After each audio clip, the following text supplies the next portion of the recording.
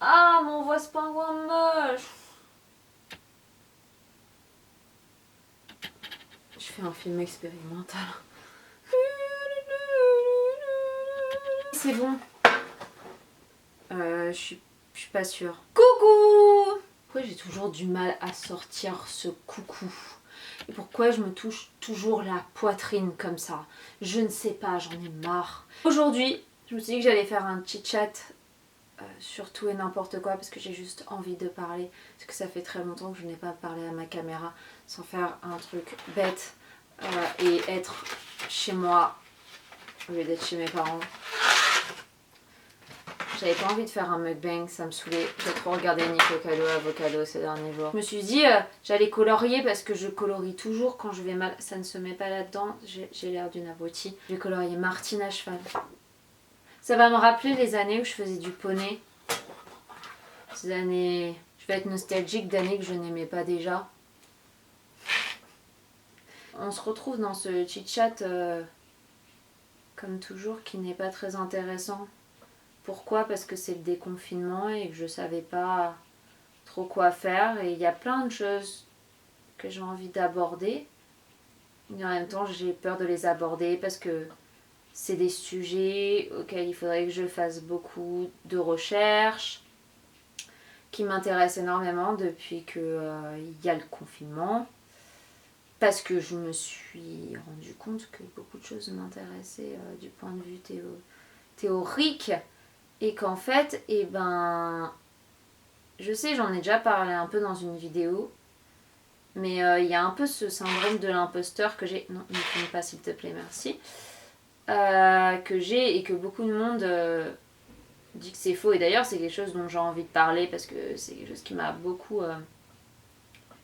beaucoup suivi par rapport au concours que j'ai passé, au concours que j'ai réussi. Comment est-ce que ça s'est fait que je ne me sois pas sentie légitime dans ces concours? Qu'est-ce que ça a fait d'un point de vue psychologique? Qu'est-ce que ça a fait par rapport à mes relations? Donc ça va être une vidéo qui va partir vraiment à volo, hein. J'ai rien écrit. Tout le temps je me dis il faudrait vraiment que je fasse une vidéo où je parle d'un sujet et j'écris. Si la dernière... ça a été un sujet où j'ai écrit et encore je la trouve trop bâclée par exemple. C'est ce que je me suis totalement dit. Je me suis dit elle est trop bâclée, il y a beaucoup de choses sur lesquelles j'aimerais revenir. Il y a beaucoup de choses que j'ai oublié de dire. Et pourtant ouais je l'avais totalement travaillé celle-ci. Hein. Et c'est pour ça que là, il y a beaucoup de vidéos que j'ai envie de faire sur beaucoup de sujets. Par exemple sur la vision que j'ai sur mon corps parce que... comme je l'ai dit dans la dernière vidéo, j'ai quand même été malade à un moment dans ma vie. D'ailleurs, c'est quelque chose aussi que j'ai envie de parler. Enfin, duquel j'ai toujours du mal avec ce... C'est quoi, c'est un pronom? Je sais même pas, t'as vu? Mais tu vois, moi aussi je suis bête, donc c'est normal hein, que j'ai du mal. C'est un sujet dont j'ai envie de parler, voilà, ça ira plus vite. Cette question de ces maladies qui sont hyper invisibles et que tu dois... gérer au quotidien. Et en plus de ça, celle que j'ai, elle n'est pas vraiment reconnue comme maladie chronique parce que c'est pas une maladie qui va faire que ça peut s'empirer ou que je peux tomber très malade. C'est juste une question de douleur et une question de... comment on appelle ça? Comment on dit ça déjà? De qualité de vie. C'est une question de qualité de vie et pas une question de ouais... dans 20 ans, ça peut déclarer un cancer. Donc c'est pas super cool. Je vais encore me faire shadowban parce que je parle de cancer et de maladie et de mort et de trucs comme ça. J'adore. Sauf que c'est ça la vie aussi. C'est un peu ce qu'on voit tout le temps. En ce moment, je suis pas... C'est pas la joie. Hein. Je suis pas quelqu'un de très rigolo. Hein. Si, je me disais que j'étais quelqu'un de très rigolo il y a pas longtemps parce que... j'étais là en mode c'est pas possible, genre dans le monde dans lequel on vit, c'est sûr je fais un délire psychotique et j'étais en train de repenser à Ghostland, en train de me dire ok d'accord je suis dans un délire psychotique, là je vais me réveiller, il se passe des trucs bah non mais dans Ghostland c'est pas logique parce qu'il se passe des trucs totalement horribles quand elle est pas dans son délire. Et son délire, il est grave bien. Ouais, ben moi, je vais le contraire. Peut-être que là, il se passe des trucs trop bien dans ma life et je suis partie en fait dans un... Non mais faut pas appeler l'hôpital psychiatrique, ça va. Déjà de un j'ai leur numéro et de deux ça va. Genre je sais que tout le monde vit la même chose, je suis pas débile, j'ai YouTube. Et c'est pour ça j'ai vraiment envie de parler de plein de sujets. Il y a quelque chose qui m'intéressait profondément, c'était aussi tout ce qui était le féminisme pro-sexe. Et ça il faut absolument que je fasse des recherches parce que c'est très très compliqué comme sujet. J'ai été très choquée par un post que j'ai vu sur Instagram. Très choquée, c'est pas le mot, très choquée. J'ai été... Il y avait un côté très... Ouh, je vais utiliser un mot pour un groupe féministe qui est pas ouf. Un peu paternaliste. Voilà, t'es une fille, tu montes ton corps, ça veut dire que c'est à cause du patriarcat, nanana. Et là, je me suis dit, ok Roxane, ce que tu vas faire, c'est que tu vas lire un peu toutes les anciennes actrices porno qui ont fait des livres. Là, je suis en train de lire Hard, donc je pense pas que dans Hard, elle parle beaucoup, enfin c'est surtout une... Elle est surtout dans... Je vais la faire de quelle couleur, Martine? Je la fais orange? Non, je la fais orange, elle va être belle orange. Elle part surtout dans un délire très autobiographique, hein. Genre voilà... Je me suis lancée dans le porno, j'étais vierge, je voulais juste de l'argent, c'était les années 90. Ton mec, il allait pas tomber sur une vidéo de toi sur internet, quoi. Tu t'en foutais, t'en faisais, t'avais les couilles en or. C'était tranquille, quoi. Et j'ai été un peu choquée par... ouais, c'est un système du patriarcat, les filles, elles sont soit désirables, soit des fantômes. Et en même temps, j'ai été choquée, puis de l'autre, je me suis dit, ok, est-ce que c'est pas faux quand j'ai réfléchi, puis... Je sais pas, ça m'a un peu chamboulée. Je me suis dit que j'en ferais un sujet une fois. Sauf qu'il faut que je fasse des recherches parce qu'encore une fois, j'ai ce syndrome-là où j'ai l'impression toujours de... je dis des choses, je pense des choses, je fais des choses. Mais déjà, entre les trois, il y a beaucoup de différences. Mais en plus de ça, je n'ai pas de fond. Il n'y a pas cette chose où il y a un fond et où j'arrive à m'expliquer concrètement. Il faut me choper au bon moment, limite à la bonne heure pour que j'arrive à expliquer mes idées parce que il y a des heures où j'ai juste pas envie de discuter de ça, puis j'arrive pas à formuler ce que j'ai envie de dire, puis je dis tout et son contraire. Enfin, parce que en plus quand je parle, une fois sur deux, c'est comme ce sujet de pro-sexe, une fois sur deux, ça... je suis là en mode ah c'est vrai que peut-être que si on monte pas son corps c'est qu'on est invisible aux yeux de la société. Et puis après je me dis mais attends mais c'est moi qui le fais, j'ai envie de le faire. Ah ouais mais peut-être qu'en fait ça a été une injonction du patriarcat qui m'a rendue comme ça parce que j'étais une femme. Puis après je suis là en mode non attends, non s'il n'y avait pas le patriarcat, moi je me trouve jolie, je vais pas mentir, j'y vais quoi, j'ai envie. Ouais mais peut-être qu'en fait mais attends, les garçons, ils font la même chose. Hein? Puis je suis là. J'ai commandé Ovidie. Je vais un peu plus regarder des chaînes anglophones sur... là, je regardais, je sais plus comment elles s'appellent, mais les filles qui sont pas comme les autres filles. Voilà, quand on te fait un compliment et qu'on te dit t'es pas comme les autres filles, bah ça te rend toujours heureuse parce que tu te dis waouh, je suis pas pain beige comme les autres et tout. Alors qu'en fait, bah...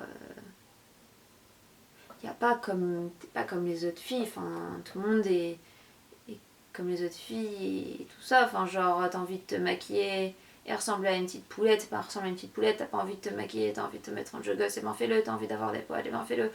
Enfin il y a pas de pas comme les autres filles, et puis même enfin genre parce qu'il y a 5 nanas qui sont là l'archétype de la nana féminine que en vrai elles vont toutes penser la même chose, tu vas en avoir, c'est débile à dire, il y en a qui vont être d'extrême droite, il y en a qui vont être d'extrême gauche, il y en a qui vont en avoir rien à foutre de la politique, il y en a d'autres qui vont être là, qui sont hyper religieuses, il y en a d'autres qui sont non, parce que tout est une question de physique, c'est de forme, c'est pas une question de fond, et voilà. Donc je me suis dit que c'était quelque chose auquel j'allais parler, comme par exemple aussi tout ce qui est ma relation avec mon corps, de comment est-ce que j'en suis arrivée à un poids où je suis quand même très mince pour mes 25 ans. Même s'il y a des gens qui vont dire, mais il est mince que ça. Oui, non mais je sais, je suis pas non plus maigre. Et clairement, moi à la base, je faisais pas ce poids-là. C'est quelque chose aussi comme l'adolescence. J'ai vraiment envie d'en parler parce que combien de lycées j'ai fait, combien de collèges j'ai fait, combien d'écoles j'ai fait, combien de villes j'ai fait. Je peux pas dire que j'ai tout vécu, mais j'ai vécu beaucoup de choses. Il y a un garçon qui aimait pas ce côté très comme ça que j'avais, genre d'avoir tout vécu, mais c'est faux, j'ai pas tout vécu, je le sais. Mais le fait est là que j'ai quand même vécu pas mal de choses, qui d'ailleurs ne m'a pas rendue plus intelligente, hein. Ni moins anxieuse, ni plus prompte à endurer une période de quarantaine. Hein. On parle beaucoup d'harcèlement scolaire, ça par exemple j'en ai pas vécu. On parle moins du fait d'être toujours le petit nouveau dans l'école, ou alors de quitter les écoles parce que c'est une fuite permanente et que tu sais pas vraiment ce que tu fuis parce que t'as beau quitter les endroits, t'as toujours envie de les fuir. Il y a toujours quelque chose qui te rattrape, mais tu sais pas, t'as l'impression d'être dans It Follows, mais version où c'est pas une MST et en plus tu vois même pas le truc, tu vois, c'est même pas matériel ce que tu fuis. Ça remontait vraiment quand j'étais dans ma ville là pendant le confinement où j'étais en banlieue et c'est la première fois que j'ai habité avec mes parents depuis... En fait j'ai arrêté d'habiter avec mes parents quand j'avais 18 ans. Cette banlieue je l'ai quittée, j'avais 11 ans. Je suis hyper concentrée à colorier ces barreaux et en plus c'est très très énervant parce que c'est très petit. C'était horrible, horrible. Tous les dimanches j'allais marcher même pas 1 heure. J'avais l'impression d'être dans un zoo, d'être comme un lion en cage. J'aime pas cet endroit. Enfin, tu peux même pas t'y perdre. T'es là, tu connais toutes les rues, tu connais même limite les gens que je croisais. Je les croisais il y a 10 ans quand j'étais même pas il y a 10 ans. Mais j'arrêtais pas de croiser les mêmes personnes. J'en avais marre. Puis déjà que le climat était hyper anxiogène, enfin, donc t'imagines quand tu marches dans cette petite ville et que... Oh non, il n'y avait rien qu'à aller. Donc je suis partie, je me suis cassée un peu plus tôt, hein. J'ai pas tenu ce qu'il fallait. Mais je suis rentrée, j'étais seule. Je n'ai vu personne. Et d'ailleurs, là, ce qui en vient à faire dire que déjà le début du déconfinement n'a pas été simple parce que j'ai eu un œil qui a totalement doublé de volume. Un moment qui s'est dit oh c'est le bon moment pour doubler de volume et faire bon c'est toujours parce que peut-être que c'est le coronavirus de l'œil, je sais pas. Faut pas que je fasse des blagues comme ça va me retomber dessus. Mais vraiment ce confinement ça m'a fait relever plein de trucs, genre je me suis aperçue que je préférais vivre seule, ça m'a fait penser à qu'est-ce que j'ai envie de faire après mes études, est-ce que j'ai envie de faire ce que mes études vont m'apporter, comment est-ce que je peux le faire, comment est-ce que ça va se faire. Parce que tout de suite ça m'a fait penser à la famille, ça m'a fait penser voilà, tu vas être seule. Je pense pas que je vais sortir de mes études en étant en couple. Ça me paraît peu probable, hein. Les gens m'emmerdent en général. Il n'y a que mes amis qui m'emmerdent pas, mais les garçons ils m'emmerdent. Si, il y a un peu le sujet de l'amour, j'ai envie d'en parler parce que c'est vrai qu'une histoire qui était pas simple, mais c'était une histoire où là, le garçon maintenant je le vois. Oh, puis qu'est-ce que je le trouve. Mais il n'y a pas longtemps, il a dit un truc, mais il avait l'air d'un abruti. Et je me suis dit, Roxane, ce garçon-là, tu l'estimais il y a encore quelques mois. Je me suis dit, c'est pas possible. J'estimais ce garçon, et au final, qu'est-ce qu'il est bête! Il est bête! Je tombais un peu sur les fesses. Hein. Et après, je me suis aussi posé la question, voilà, d'authenticité. Qu'est-ce qui fait que... on est authentique, qu'est-ce qui fait qu'on ne l'est pas. J'écoutais beaucoup de musique et je m'amusais à regarder un peu la vie. Est-ce que ça devrait être bleu ça? La vie privée des mecs. Puis c'est débile, mais je crois que j'arrive pas trop à séparer l'œuvre de l'artiste. Donc ça a été tout un débat aussi très féministe. Est-ce que on peut vraiment détacher l'artiste de son œuvre? Ça aussi c'est une question que je me pose beaucoup dans ma vie et auquel j'aimerais peut-être faire un sujet de vidéo parce que je suis quelqu'un, je me cache beaucoup derrière beaucoup de carapaces que je me suis fait. Et c'est aussi pour ça que j'ai beaucoup de problèmes avec l'amour. Je montre qu'une partie un peu que j'ai choisie. Parce que j'étais comme tout le monde. Hein. Merde, je crois que ça devait pas aller jusqu'à là. On dirait qu'ils sont en feu les arts maintenant. Même en coloriage, je suis nulle. C'est ça mon problème. C'est ça aussi, c'est que je suis jamais très bonne dans un truc. Je m'amuse juste jusqu'à ce que ça m'amuse plus en fait. Je m'amuse juste jusqu'à ce que ça m'amuse plus. Okay. Il y a beaucoup de choses que je pense que je ne comprends pas et que j'aimerais bien comprendre. J'ai beaucoup de mal à le verbaliser. Avec le confinement, j'ai aussi beaucoup regardé ce qui fait venir à la méritocratie. J'ai regardé comment arriver à quelque chose de beaucoup moins... Donc là, j'arrête tout de suite parce que je me suis hyper mal exprimée. En fait, je veux parler du fait que le confinement et le déconfinement, ça m'a juste remis en question tout un système qu'on a à acheter beaucoup de vêtements et aussi à consommer beaucoup plus que ce qu'on devrait, alors que je peux avoir beaucoup moins de paires de chaussures ou de pantalons. Ouais, la façon de consommer en fait. C'est ça dont je voulais parler. Et ça a découlé aussi du fait que j'avais fait beaucoup de recherches sur la méritocratie. Je sais pas du tout pourquoi j'ai commencé à m'intéresser à ça.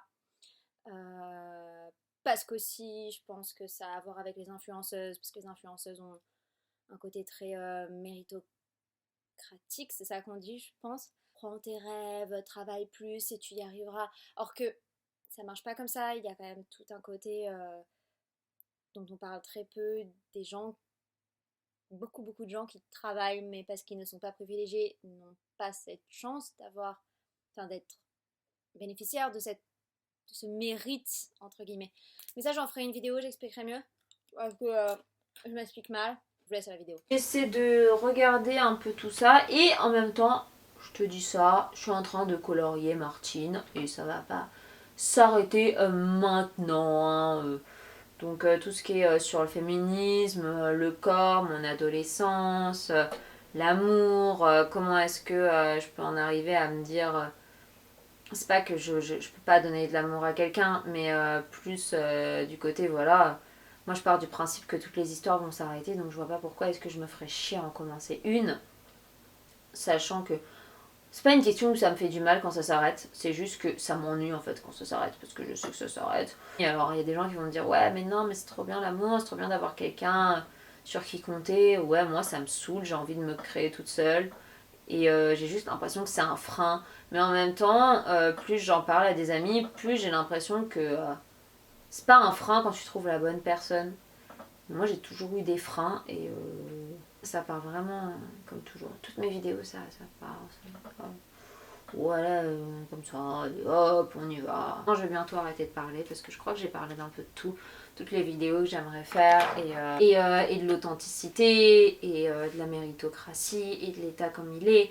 Parce qu'en même temps, c'est débile de dire ça, je suis une petite meuf, je dis pas des trucs avec beaucoup de fond. J'ai pas cette vocation-là. Si, il y a une époque, je me disais, je vais me lancer dans la politique, je vais me prendre une carte dans un parti parce que ça m'éclaterait. Et après, je me suis dit, vas-y, il n'y a aucun parti qui m'éclate. Comme je dis, je me suis intéressée grave à la politique à une époque. Je suis allée au point où j'ai lu Marx et tout. Je me suis fait chier à lire Marx parce que je me suis dit, ok, tout le monde vante ça. Et en fait, je pense que ceux qui le vantent ne l'ont pas lu. Nada. Walou. En fait, t'as rien lu. Parce que Marx, pendant 150 000... Je l'ai là, Marx. Tu dis 20 fois que c'est fait pour les ouvriers. Roxane, 25 ans. Il y a eu de bonnes bases hein, niveau école, hein, on va pas se mentir. J'ai été privilégiée dans ce côté-là parce que je viens d'un pays riche et bah, je n'ai pas compris ton livre. Les gens ils vont me sortir ouais mais non mais tu l'as pas lu, c'était pas l'époque et tout. Je suis désolée. Machiavel et Sun Tzu, leurs livres, tu les comprends, hein. La Boétie aussi, hein. Tu vas pas m'emmerder. Pourquoi est-ce que Marx, qui a quoi ça fait un siècle, 2 siècles, c'est quoi, c'est fin 19e ou c'est début 20e qu'il a écrit, je sais plus. Enfin, non, ça doit être début 19e même. Il a écrit son livre, alors que Machiavel et Sun Tzu c'était quand même 300 avant JC, quelque chose comme ça. Je le comprends, hein. Je le comprends. Je parle pas de la même chose, hein. Je parle d'art de la guerre avec de la politique. Mais pour moi, la politique, ça ressemble beaucoup à de l'art de la guerre. Hein. On va pas se mentir. Tout est une question de guerre dans tout ce que tu fais. Moi, ce que j'aime beaucoup, ce qu'il dit Sun Tzu, c'est qu'il faut toujours rentrer dans le système et essayer de niquer le système de l'intérieur avant de faire vraiment la guerre. Je dis ça, j'ai 25 ans, je suis une petite meuf qui est en train de colorier Martine. Tu le comprends beaucoup mieux que Marx. Hein. Non, je me suis vraiment très intéressée à la politique à un certain moment. Et après, je me suis rappelé que j'étais sans fond et que j'étais plus faite pour me faire chier que faite pour parler à quelqu'un de politique et que ça allait m'emmerder au bout de 2 minutes parce que j'allais devoir ne pas m'énerver, essayer de m'expliquer.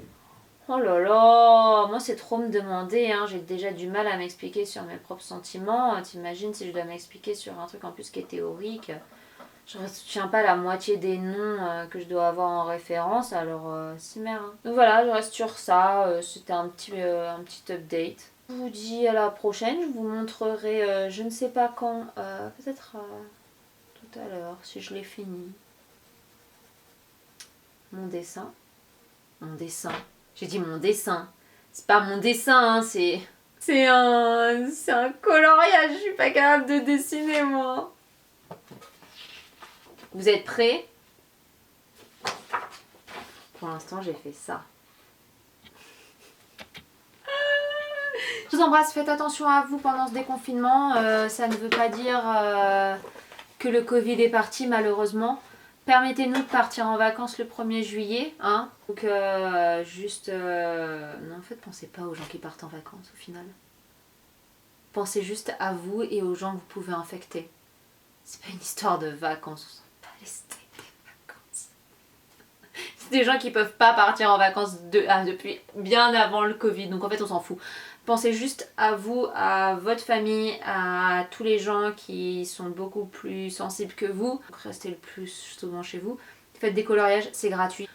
Encore une fois, bisous et puis n'hésitez pas à vous abonner. Mettez pas la cloche, on s'en fiche, vous n'avez pas besoin d'avoir mes notifications. Je vous embrasse et puis rentrez dans mes DM si vous voulez rentrer dans mes DM.